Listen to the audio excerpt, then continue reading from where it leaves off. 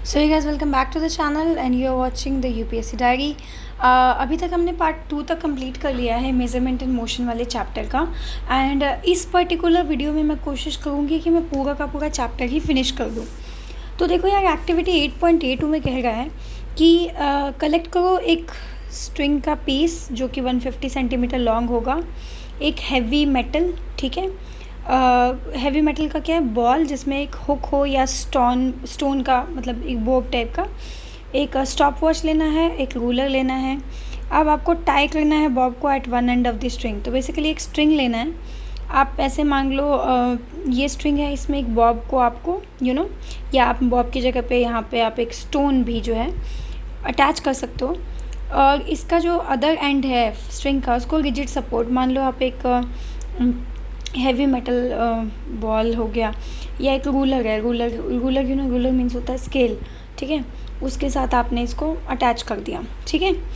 अब जो है रिजिड सपोर्ट आपने दे दिया, this is a kind of rigid support, ये आपने दे दिया है।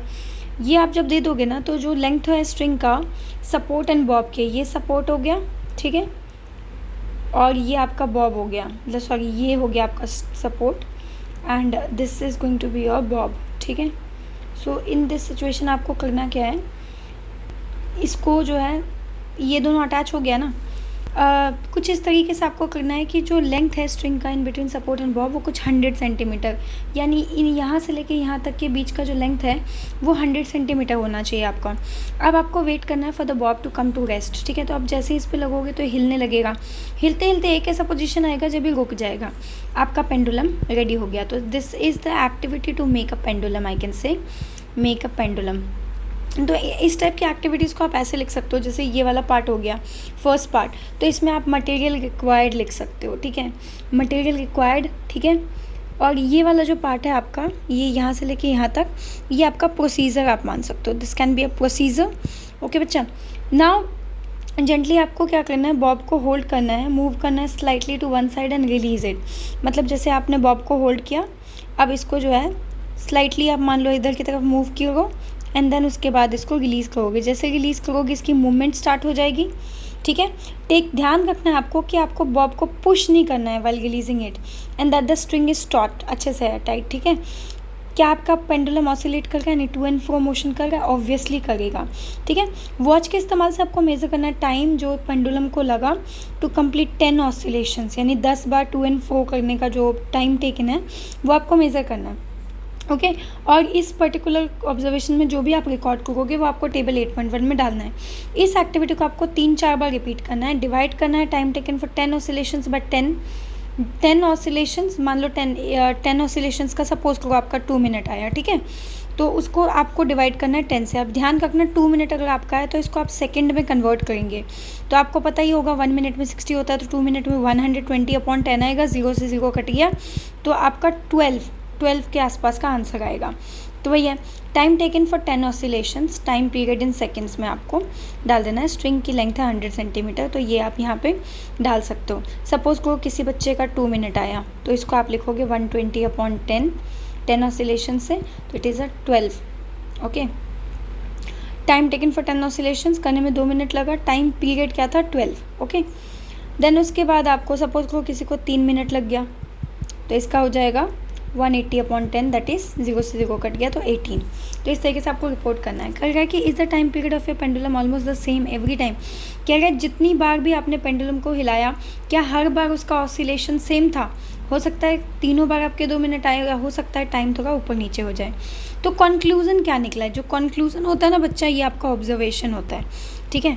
तो एक्टिविटीज़ में इसको ऑब्जर्वेशन आप कह सकते हो। ऑब्जर्वेशन में आप लिख सकते हो the time period of the pendulum is almost the same every time. यानी यहाँ जो मैंने 3 मिनट लिखा है, ये मैंने आपको सिर्फ समझाने के लिए लिखा है। एक्चुअली में टाइम पीरियड अगर आपने 10 ऑसिलेशंस का रिकॉर्ड किया होगा, अगर आपके 100 मीटर के स्ट्रेंथ में 2 मिनट आ गए ना, तो पर्टिकुलरली 2 मिनट ही लगातार आएगा। जितनी बार आप इसको करोगे उतनी बार 2 मिनट ही लगेगा 10 ऑसिलेशंस कंप्लीट करने में, ठीक है। तो ये आपका कंक्लूजन था। तो कंक्लूजन आप हाईलाइट कर सकते हो, the time period for the pendulum is almost the same every time. अब चल तो बात करते हैं साइंटिस्ट के बारे में। तो देखो साइंटिस्ट है, एक इम्पॉर्टेंट हिस्टोरिकल एक्सपेरिमेंट आपने किया है, सपोज करो, which was first done by Galileo Galilei, except अभी जो ऊपर आपने किया है it was historical experiment, okay. Except you use a watch to measure, बस डिफरेंस क्या हुआ कि आपने वॉच का इस्तेमाल किया क्योंकि अब मॉडर्न ज़माना है तो वॉच आ गया है in place of your pulse beat, क्योंकि गैलीलियो गैलीली ने भाई साहब ने क्या किया था, पल्स बीट का इस्तेमाल किया था। तो सपोज़ करो कि तुम गैलीलियो की एक्सपेरिमेंट जो है, सपोज़ करो you were Galileo experimenting with pendulum, मान लो, ठीक है। आप क्या सारी चीज़ें इन्वेस्टिगेट करोगे, क्या सवाल आप पूछोगे, क्या सारे पेंडुलम्स के सेम टाइम पीरियड होते हैं, क्या कैसे आप इसको टेस्ट करोगे। तो एक्टिविटी 8.2 को आपको रिपीट करना है, सेम बॉब का इस्तेमाल करना है बट विद पेंडुलम्स ऑफ 2 और 3 डिफरेंट लेंथ, यानी 100 सेंटीमीटर की जगह ले लो 120 सेंटीमीटर ले लो या 150 सेंटीमीटर ले लो। क्या टाइम पीरियड चेंज करेगा, अगर हाँ तो how does the length affected, if changing the length influences the time period does the Bob mass also matter. Test this by repeating activity 8.2 with a fixed pendulum length but with bob of different masses, different weight. Do you observe any change? जो अब point क्या है यहाँ पे देखो, जो time period होता है सिंपल पेंडुलम का वो डिपेंड करता है लेंथ ऑफ द स्ट्रिंग, ना कि बॉब के मास पे। यानी सारे पेंडुलम जो सेम लेंथ के उनके होते हैं उनका सेम टाइम पीरियड होगा एक पर्टिकुलर लोकेशन पे। तो आपको ये इस particular think like a scientist में ये याद रखना है कि टाइम पीरियड होता है ना बच्चा सिंपल पेंडुलम का, वो लेंथ पे डिपेंड करता है, बॉब के मास पे नहीं। बॉब का कितना वेट है, स्टोन का कितना वेट है, उस पर डिपेंड नहीं करता है। यानी सारे पेंडुलम जिसकी लेंथ सेम है उनके पास सेम टाइम पीरियड होगा eight a given location. The time period of simple pendulum of a given length is constant at a place. किसी एक जगह पे जो सिंपल पेंडुलम का टाइम पीरियड जितना उसको टाइम लगता है, ठीक है, वो कांस्टेंट रहता है, ना बढ़ता है ना घटता है। It would B neither it will increase neither it will decrease, it will remain constant. अगर आपको सपोज सिंपल पेंडुलम में 10 ऑसिलेशंस कराने में, मान लो आपको 10 ऑसिलेशन कराने में 3 मिनट लगा है बच्चा, तो आपको जो है, ठीक है, 10 ऑसिलेशन कराने में अगर आपको 3 मिनट लगता है 100 सेंटीमीटर के स्ट्रिंग्स पे, ठीक है, तो ये कांस्टेंट रहेगा। जितनी बार भी आप 10 ऑसिलेशंस करवाओगे 100 सेंटीमीटर के स्ट्रिंग पे वो 3 मिनट ही रहेगा, ठीक है। इस प्रॉपर्टी का इस्तेमाल किया गया था टाइम के मेजरमेंट के लिए। अब एक और बात याद रखना, सारे क्लॉक्स चाहे ओल्ड हो या मॉडर्न, ये सब कुछ प्रोसेसेस पर डिपेंड होते हैं जो कि कॉन्टिन्यूसली रिपीट करते हैं, which can be use to mark equal intervals of time, okay. Modern clock जो है मेजर टाइम करता है using the same basic principle, periodically repeating processes, ठीक है। तो question can be asked in your examination कि जो मॉडर्न क्लॉक होता है बच्चा वो कैसे टाइम को मेज़र करता है, सेम बेसिक प्रिंसिपल से मेज़र करता है, पीरियडिकली रिपीटिंग प्रोसेस, बट ये tiny and very rapid vibrations either from a quartz crystal, that is quartz clock जो होता है ये जो होता है, और फ्रॉम सम स्पेसिफिक एटम्स, ठीक है। तो इसको मैं और अच्छे से एक्सप्लेन करती हूँ। तो इसको अगर मैं बहुत आसानी से समझाऊँ तो इसके बारे में ध्यान से सुनना। चाहे जितनी भी क्लॉक्स है, चाहे ओल्ड है या मॉडर्न है, ये it works by using something that happens again and again in equal intervals, that is a repeating process, ठीक है। जैसे एग्जांपल ले लो पेंडुलम क्लॉक जो ओल्ड टाइप का था, एक पेंडुलम था, आपने ऊपर भी पढ़ा, स्विंग करती थी लेफ़्ट से राइट, राइट से लेफ़्ट, यानी कि अगर मान लो ये आपका बॉब है तो ये मान लो ओ है, तो ये यहाँ से यहाँ आएगा पहले, फिर ये यहाँ से वापस यहाँ आएगा और देन फिर यहाँ से यहाँ जाएगा, दैट इज़ बी। यानी कि पहले ओ से ए पे गया, फिर ए से वापस ओ पे आया एंड फिर ओ से बी पे गया, ठीक है। क्वार्ट्ज क्लॉक जो मॉडर्न टाइप आजकल की जो घड़ियाँ होती है, ठीक है, उसमें छोटे से क्वार्ट्ज क्रिस्टल्स होते हैं जो कि बहुत तेज़ी वाइब्रेट करते हैं, जैसे like shaking back and fourth thousands of times पर सेकेंड। ये जो वाइब्रेशंस होती है काफ़ी रेगुलर होती है ताकि क्लॉक जो है उसका इस्तेमाल कर सके टाइम समझने के लिए। एटॉमिक क्लॉक जो सबसे मॉडर्न है ये वाइब्रेशन ऑफ एटम्स का इस्तेमाल करती है, ठीक है। ये जो वाइब्रेशंस है ये इतना एग्जैक्ट होता है कि जो क्लॉक है वो it will only lose 1 second in million of years, ठीक है। ये तो बहुत हाई लेवल का इसमें दे दिया है, being a class 7 student it would be hard for you to understand, but मैं इसको और आसान अगर बता दूँ सिंपल वर्ड्स में अगर आपको समझना तो ये है, clocks just count something that repeats regularly. ध्यान रखना क्या बोला मैंने, क्लॉक्स जस्ट रिपीट समथिंग, ठीक है, और you can say clock just count something, ये सॉरी इसको ये ऐसे लिख लो, ये ज़्यादा समझ में आ जाएगा। क्लॉक बस कुछ काउंट करता है समथिंग जो कि रिपीट कर रहा है रेगुलरली, जैसे पेंडुलम में ओ से ए पे आया, ए से ओ पे आया, फिर ओ से पे गया, फिर वापस बी से ओ पे आएगा, ओ से ए पे जाएगा, तो रिपीट होगा ना ऑसिलेशन। तो clock just cot something that repeats, कैसे रिपीट कर रहा है बाबू? तो ये रिपीट कर रहा है regularly, just like a pendulum swing, crystal vibration in quartz watches and atom का वाइब्रेशन जो है मॉडर्न डे जो एटॉमिक क्लॉक्स होती हैं उसके अंदर, ठीक है। तो दैट इज़ द केस, वही लिखा हुआ है। जो एक हुइजेंस था, उनका जो अर्ली पेंडुलम क्लॉक था वो गेन कर लेता था या लूज़ करता था 10 सेकेंड हर रोज़, यानी हर रोज़ +10 हो जाता था सेकेंड या -10 हो जाता था सेकेंड। आज का जो एटॉमिक क्लॉक्स है ना बच्चा, ये इतना प्रिसाइज है that they lose only 1 second in million of years. यही मैं बता रही थी। साइंटिस्ट कॉन्स्टेंटली सर्च कर रहे हैं better ways to measure time with greater accuracy, ठीक है। तो ये डाइव डीपर था, तो ऑब्वियसली बात है, नाम में लिखा है बाबू डाइव डीपर, तो ये तो इतना आसान बात समझाएगा नहीं, है ना। तो वही है। अब इम्पॉर्टेंट चीज़ है SI unit of time. SI unit क्या होता है? देखो, what is SI unit? SI units are basically, अगर आपको वैसे तो क्लास 6 में भी आया था, बट मैं फिर भी बता देती हूँ। जो आपके SI यूनिट्स होते हैं ना बच्चे, इसको कहते हैं system, part of international system. तो SI का फुल फॉर्म क्या होता है? S फॉर सिस्टम, ठीक है, I फॉर इंटरनेशनल। तो एक्चुअली इसको बोलते हैं इंटरनेशनल सिस्टम, लेकिन इसको लिखते SI है, उल्टा लिखते हैं, ठीक है। तो ये चीज़ हो गई आपकी। तो SI यूनिट्स जो होती हैं, ग्लोबल स्टैंडर्डाइज मेट्रिक सिस्टम होता है जिसका इस्तेमाल आप करते हो to measure different types of length, kgs, mass, time, ठीक है। और मतलब basically you are ensuring measurements so that you can understand different types of measurement across the world. क्योंकि जैसे लेंथ का मान लो मीटर है, तो दुनिया में कहीं पे भी जाओगे ना बच्चा, तो लेंथ की जो SI यूनिट है वो मीटर ही रहेगी। मास का किलोग्राम है, तो कहीं पे भी जाओगे तो मास का किलोग्राम ही रहेगा, that is called SI units, ठीक है। ये 7 फंडामेंटल बेस यूनिट्स पे बेस होते हैं, जैसे मीटर लेंथ के लिए, मास के लिए kg, टाइम के लिए सेकेंड, करंट के लिए एम्पेयर, आगे पढ़ोगे। थर्मोडाइनमिक्स टेम्परेचर के लिए केल्विन का इस्तेमाल करते हैं, ठीक है। ल्यूमिनस इंटेंसिटी के लिए कैंडेला का इस्तेमाल करते हैं। और SI यूनिट इंपॉर्टेंट क्यों होता है?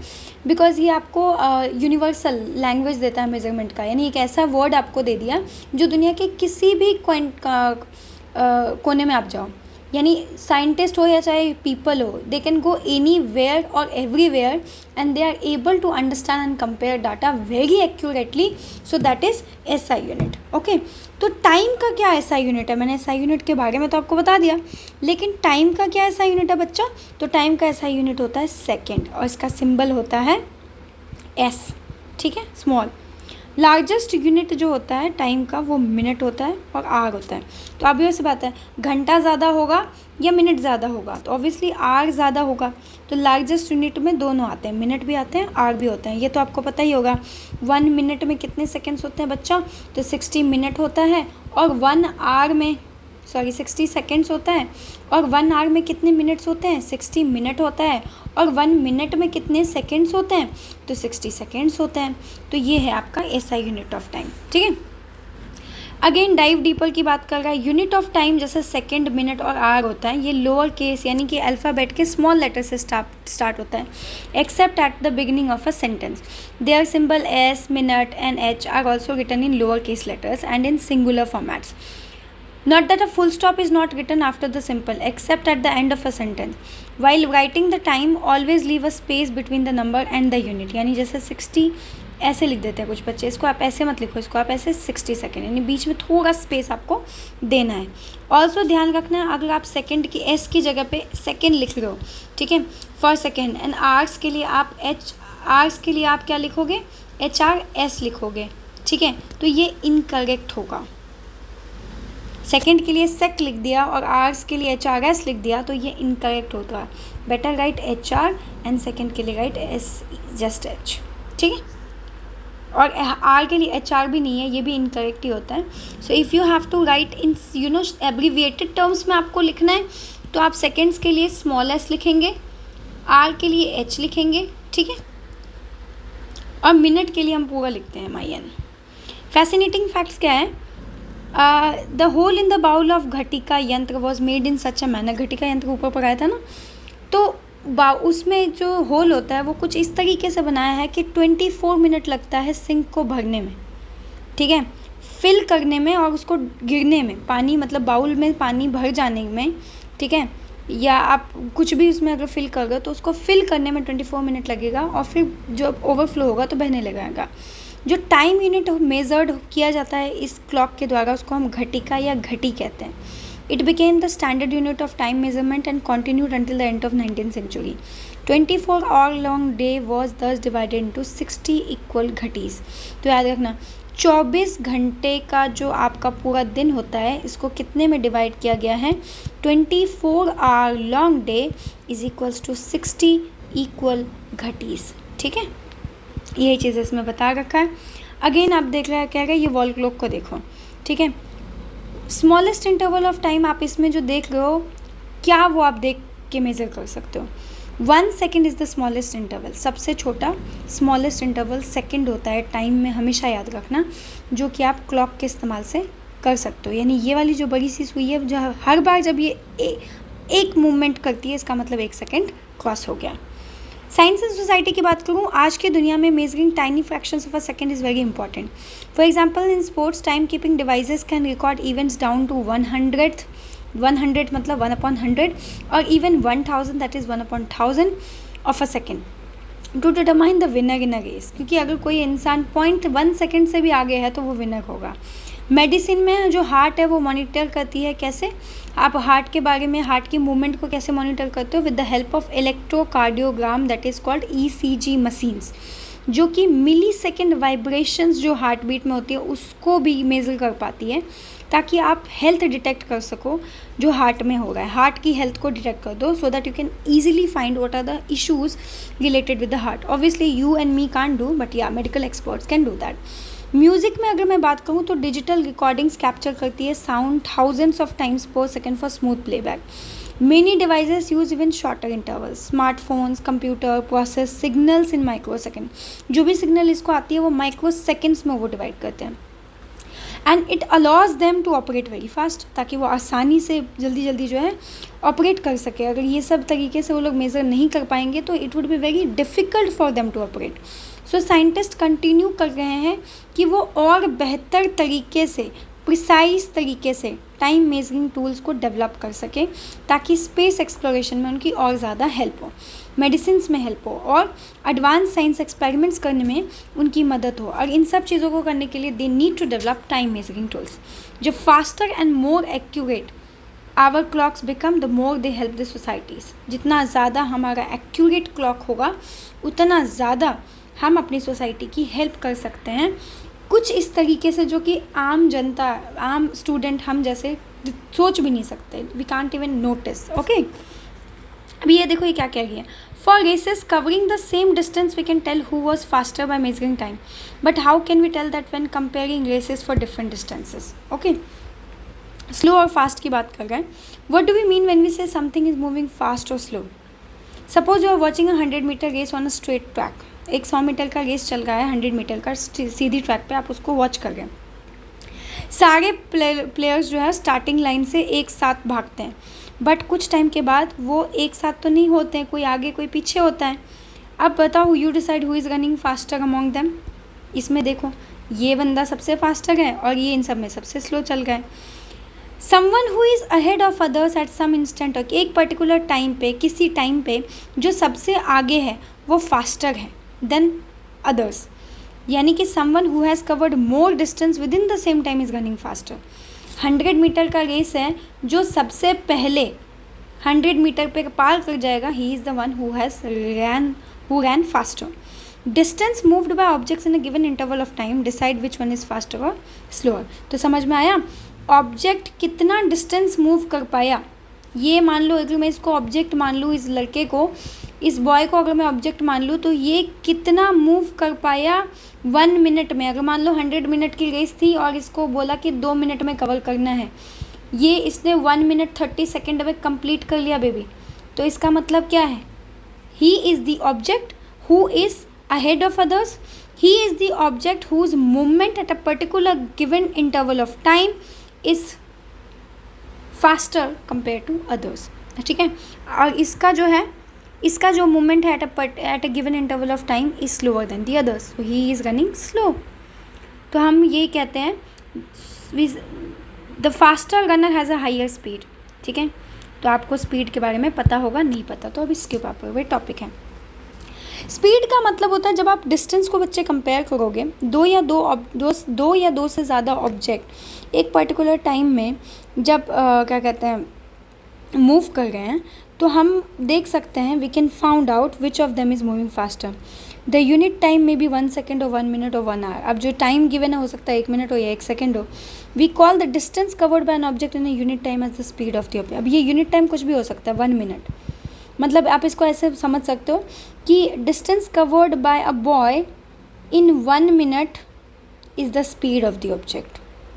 ठीक है, यानी distance covered by an object in a unit time as the speed of the object. So what is speed? Distance covered by an object. Simple. What is speed बच्चे? Distance covered by an object in a unit time. हम कैसे पता लगाएंगे speed of an object? It can be calculated if you know the total. अगर आपको total distance covered पता है bye an object और कितना टाइम लगा आपको पता है, तो आपको स्पीड पता चल सकती है। जैसे मैंने कहा, इस बच्चे ने 100 मीटर का रेस 2 मिनट में कवर कर लिया, तो अब मुझे क्या पता करना है? इसका स्पीड पता करना है। तो स्पीड के लिए आपको क्या करना है? स्पीड का फॉर्मूला होता है डिस्टेंस अपॉन टाइम। डिस्टेंस आपको पता था 100 मीटर, टाइम था 2 मिनट, 2 से नहीं कर सकते, आपको याद रखना स्मॉलर यूनिट में करना है, तो 2 × 60 हो जाएगा आपका 120 सेकेंड्स। आपने इसको 120 से डिवाइड कर दिया, 0 से 0 कटा, 10/12 हो गया। ठीक है, 10/12 को जो अभी फ्रैक्शन में रख रही हूँ मैं, डेसिमल्स में जा नहीं गई, 10/12 हो गया। ठीक है, तो this would be the total distance covered. अगर आपको और थोड़ा टफ लग रहा है तो इसको और आसान से कर देती हूँ। मान लो कि 500 मीटर, ठीक है, 25 मिनट में 25 सेकेंड्स में कवर किया उसने, जो कि पॉसिबल नहीं है बट मैं समझाने के लिए कह रही हूँ। तो इसके लिए स्पीड पता करना है, तो 25 1 ज़ा 2 ज़ा 20। ठीक है, यानी 1 सेकेंड में उस बंदे ने 20 मीटर कवर किया। This is the speed. Okay, तो वही चीज़ इसमें बता रखी है। सो स्पीड का फॉर्मूला क्या होता है? The speed of an object का मतलब होता है टोटल डिस्टेंस जितना उसने कवर किया बाय द टोटल टाइम उसने कितना लिया उस चीज़ को कवर करने के लिए। What would be the unit of speed? Speed का ऐसा यूनिट होता है length and time. Since the speed is distance upon time, the SI unit of speed is, याद रखना जो भी आपका आंसर लगेगा उसमें आप M/S लिखेंगे, यहाँ पे लिखा हुआ है, यानी ये आपका मैथमेटिकल एक्सप्रेशंस में आप लिख सकते हो। स्पीड को आप एक्सप्रेस कर सकते हो दूसरे यूनिट में भी, जैसे बहुत बड़ा, मान लो बहुत लंबा इसने ट्रेवल किया है, तो किलोमीटर अपॉन आर। याद रखना, अगर मीटर है तो उसको सेकेंड से डिनोट करेंगे, किलोमीटर के साथ आप आर डिनोट करते हो। ठीक है, एग्जाम्पल देखो यहाँ पे दिया हुआ है, स्वाति का स्कूल जो है वो 3.6 किलोमीटर है अब उसके घर से, उसको 15 मिनट लगा उसके स्कूल को पहुँचने में when she was riding a bicycle. अब आपको स्पीड पता करना है, तो आपको पता ही है speed is equals to distance upon time होता है। ठीक है, तो स्पीड यहीं पे रखते हैं, डिस्टेंस है 3.6 किलोमीटर। अब एक पॉइंट में है तो उसको पहले सिंपल करेंगे, तो हमें पता है 1 किलोमीटर में 1000 मीटर होता है, तो 3.6 को मल्टीप्लाई करेंगे अगर हम 1000 से, तो पॉइंट के बाद एक नंबर है यानी 1 0 कट गया, बचा क्या 36 × 100 विच इज़ इक्वल्स टू 3600। ठीक है, तो आप इसको ऐसे भी कर सकते हो 3600, और यहाँ टाइम कितना है 15 मिनट, इसको मीटर में किया है तो इसको भी सेकंड में कर लो, तो 1 मिनट में आपका 60 सेकंड होता है। देयरफॉर 15 × 60 आपका कितना हो जाएगा 900 सेकेंड्स। तो आप इसको 900 से डिवाइड कर लो, 0 0 से कट गया, 0 0 से कट गया, 9 के टेबल से 36 काटोगे तो 9 1 ज़ा 9 4 ज़ा। ठीक है, तो आपका फाइनल आंसर क्या आया 4 मीटर पर सेकेंड। देखो यहाँ पे दिया भी है इन्होंने थोड़ा अलग कैलकुलेशंस किया है, मैंने थोड़ा इजी में किया है। इफ़ यू वांट मैं ये वाला कैलकुलेशंस भी आपको बता देती हूँ so that it would be easy for you to understand. तो इसने क्या किया, इसने कुछ डिवाइड नहीं किया, 3.6 था। ठीक है, स्पीड डिस्टेंस 3.6 था, टाइम आपका 15 मिनट था। हमको पता है किलोमीटर के लिए आप 1 किलोमीटर में 1000 होता है, तो आपने 1000, ठीक है, यहाँ पे भी किलोमीटर था, यहाँ पे मीटर अपॉन किलोमीटर लिख देंगे आप। ओके, 15 1 मिनट में 60 सेकंड होता है, तो 60 सेकंड अपॉन मिनट कर देंगे आप, और यहाँ पे मिनट था, मिनट से मिनट कट गया, किलोमीटर से किलोमीटर कट गया, तो आपका यहाँ पे 3.6 को 1000 से मल्टीप्लाई करोगे तो अगेन वही आ जाएगा आपका। इन्होंने किया नहीं है, मैं बता देती हूँ अगेन, ये आपका हो जाएगा 3600 अपॉन में वही 900। ओके, तो 0 से 0 कट गया, 0 से 0 कट गया, 9 1 ज़ा 9 4 ज़ा, इन्होंने डायरेक्ट काट के आपको दिखा दिया है। ओके, अब क्या है, लेट अस कैलकुलेट। अब एक और एक्टिविटी है, रेलवे टाइम टेबल को देखो आप इंटरनेट में, आइडेंटिफाई करो ट्रेन किस वक्त जो है किसी रेलवे स्टेशन पे रुक रही है जहाँ पे आप रहते हो। फाइंड आउट करो name of the next station जहाँ पे ये ट्रेन जाएगी और वहाँ रुकेगी। साथ में आपको डिस्टेंस पता करना है दैट स्टेशन का as given in the time table. अब आपको वो टाइम नोट करना है जिसमें ट्रेन जो है डिपार्ट करेगी, मतलब छोड़ेगी अपने स्टेशन को आपके स्टेशन पे, आपके नियरेस्ट स्टेशन से, और नेक्स्ट स्टेशन पे कितने बजे वो पहुंचेगी। अब आपका उसको डिफरेंस जो है आप फाइंड करो, ठीक है। कैसे कैलकुलेट करो, time taken by the train to cover the distance till the next station. Calculate करो speed of the train between the 2 station and record करना है टेबल 8.2 में। तो ये सब जो है ऐसे ही आपका परेशान करेगा, इतना सोचने की ज़रूरत नहीं है, सिंपल सा लॉजिक है साइंस में। लेकिन अगर आपको टाइम मिले तो आप ये टेबल कर सकते हो, ट्रेन का नाम लिखो, you can do internet surfing. But technically कहना ये चाह रहा है कि आपको स्पीड ऑफ द ट्रेन के ऊपर क्वेश्चंस आ सकते हैं, कौन सा train fastest and all this things. The train which has covered the maximum distance in it is the fastest. हम 4 ट्रेन लिया, उसमें जो सबसे पहले दूसरे स्टेशन पे पहुंचा उसकी हाईएस्ट स्पीड थी। जैसे आपको पता होगा रेलवेज़ में राजधानी, तेजस एक्सप्रेस, ये सब काफ़ी फास्टेस्ट ट्रेन है। तो इसका कोई लॉजिक नहीं है एनसीईआरटी के साइड से, मैं बस आपको प्रैक्टिकल एग्जाम्पल देके समझाना चाहता है। अपने को फोकस इस पे करना है, ठीक है। What is the relationship between the speed, distance and the time. हमें पता है कि कैसे हम कैलकुलेट कर सकते हैं स्पीड को, using speed is equals to total distance upon time, right. If the distance travel and time taken for it are known to us, अगर आपको पता है कितना डिस्टेंस ट्रेवल किया है और टाइम क्या है, तो आप आसानी से जो है क्या कहते हैं दूसरे फार्मूलाज को भी बना सकते हैं टू कैलकुलेट। अगर मान लो स्पीड निकालना है तो डिस्टेंस अपॉन टाइम, डिस्टेंस निकालना है, स्पीड आपको पता है, टाइम पता है, डिस्टेंस पता नहीं है उसमें इतनी स्पीड में इतने टाइम में कितना डिस्टेंस कवर करेगी, तो उसके लिए अलग फार्मूला होता है। बस आपको याद रखना है speed is equals to distance upon time है होता है।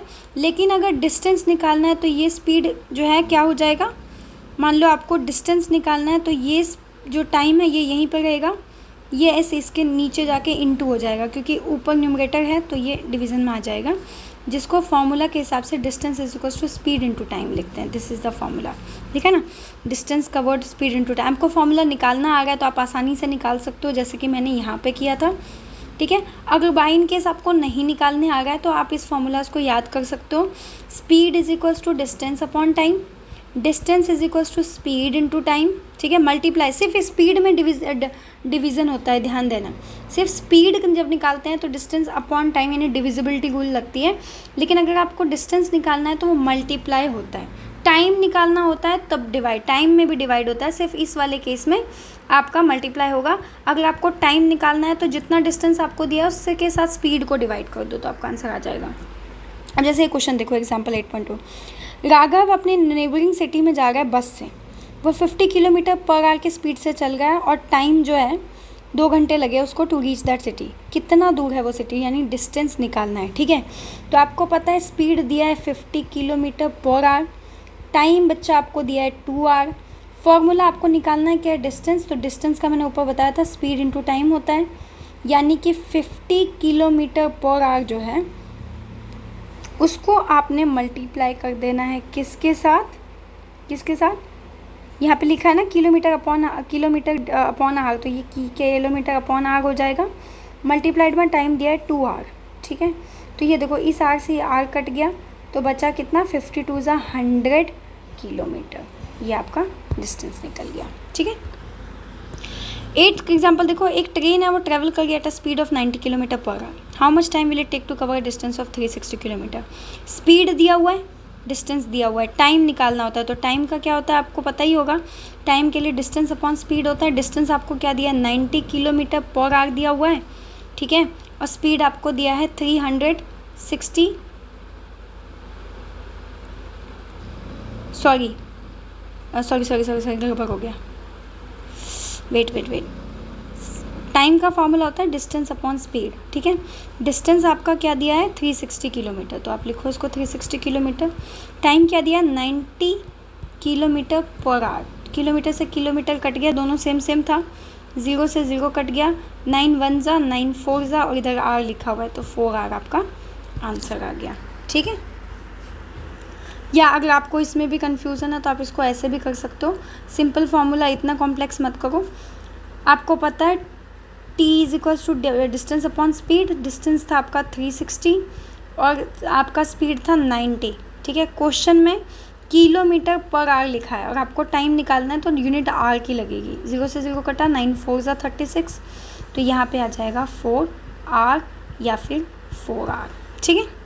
सारे एग्जाम्पल्स जो आपने देखे इसमें आपने स्पीड ऑफ एन ऑब्जेक्ट निकाला था by using the total distance covered divided by the total time taken. However objects might not have travelled with the same speed during the entire duration of time. कभी कभी क्या होता है, same speed नहीं है, 80 की स्पीड पे चलते चलते अचानक से 40 की स्पीड पे आ गई, स्पीड चेंज हुआ ना, ठीक है। कभी स्लो हो गई, कभी कभी फास्ट हो गई। तो स्पीड जो आपने कैलकुलेट किया है वो एवरेज स्पीड है।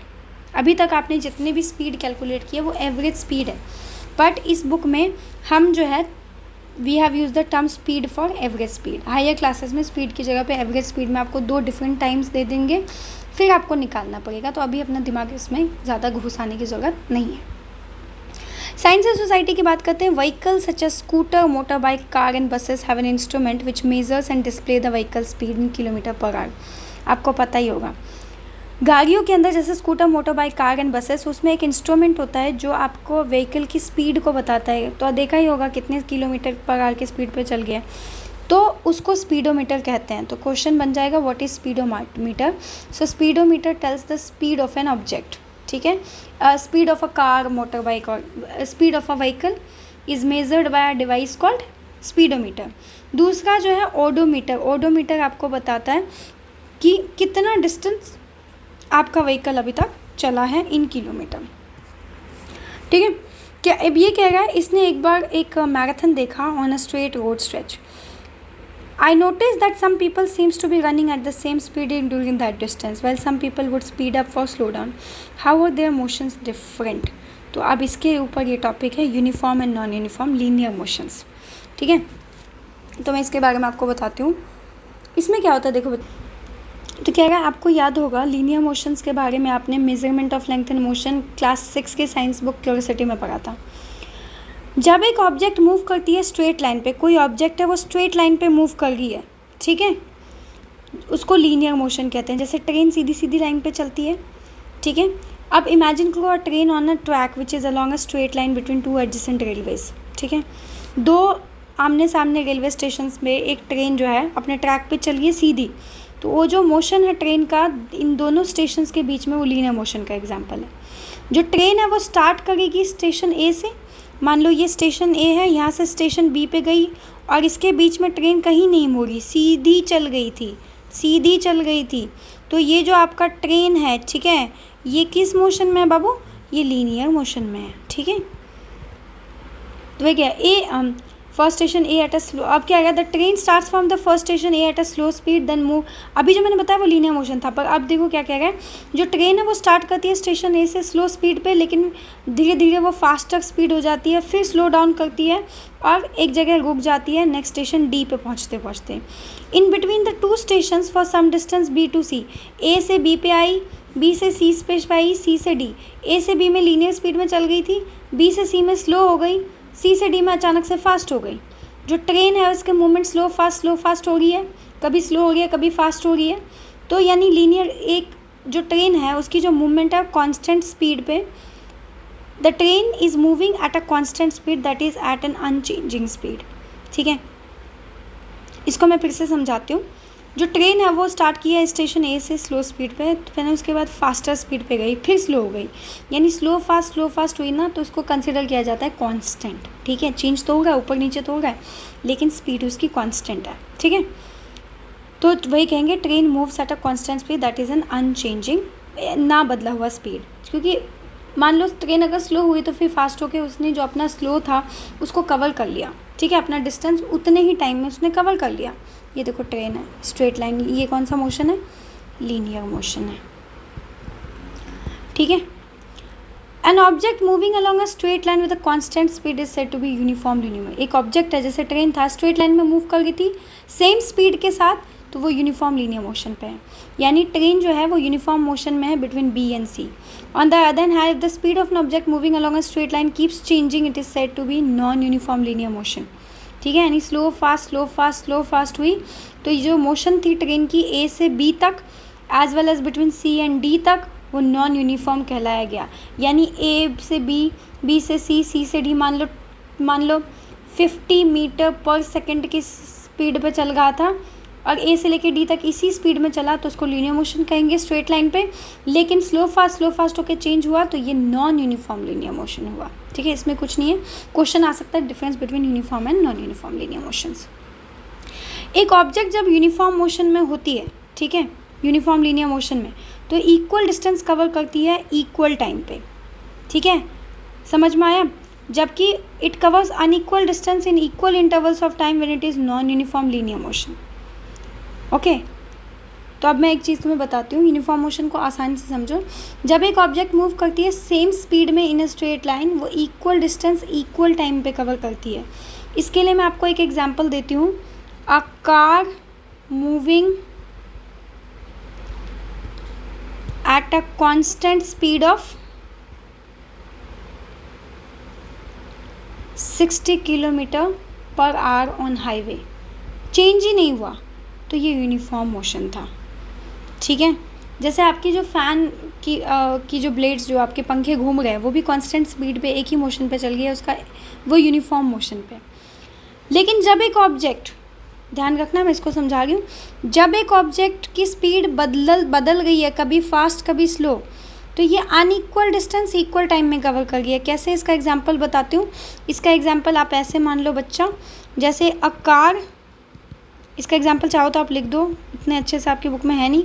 अ car moving in city traffic, city के ट्रैफिक में है, तो जहाँ खाली मिलेगा वहाँ तेज़ हो जाएगा, जहाँ फिर ट्रैफिक मिलेगा वहाँ स्लो हो जाएगा। तो इसको आप ऐसे लिख सकते हो, रुका, चला, स्लो हुआ, फास्ट हुआ। देख लो स्पीड कितना जो है अनइक्वल है, कितना अनइक्वल है ना, तो इसको हम कहेंगे नॉन यूनिफॉर्म मोशन। ठीक है, in short, uniform same speed no change, non uniform में चेंज होते रहता है स्पीड।